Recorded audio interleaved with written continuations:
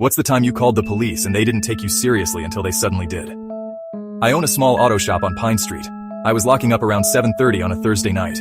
Most shops close at 6 o'clock, but I stay late because single moms need their cars running and they can only drop them off after work. As I'm rolling down the metal door, this beat-up Honda pulls into the alley behind my shop. Guy gets out real quick and pops the trunk. I'm thinking maybe he's dumping trash, which happens sometimes. But then I see these small legs sticking out before he slams it shut again. Kid-sized legs. My heart stopped. The guy looks around nervous like, sees me watching, then gets back in and drives off. I'm standing there with my keys in my hand thinking, did I really just see that? Maybe it was a mannequin or something, but those legs looked real. They had shoes on, little sneakers.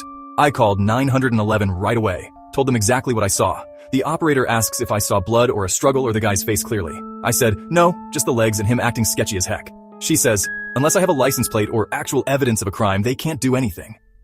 I barely slept that night. Kept thinking about those little legs. Next morning, I went straight to my security camera.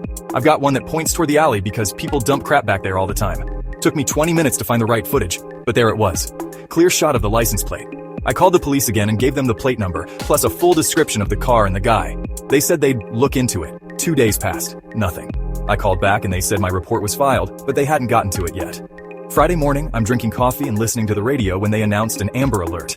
7-year-old boy named Connor missing from Maple Street. That's only 5 blocks from my shop. My stomach dropped. I called the police again and told them about my footage. This time, someone actually showed up. Detective Williams came by around noon and watched the video. She ran the plate and her face went white.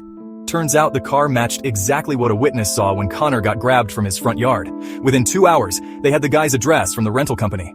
The car was parked outside a storage unit place on the other side of town. They raided it that afternoon and found Connor locked in a trunk inside the storage unit, alive, but scared out of his mind. The guy had been planning to move him somewhere else, but got spooked by all the Amber Alert stuff on the news. Connor had been missing for 3 days. Detective Williams came back the next week to thank me. I asked her why nobody listened the first 2 times I called.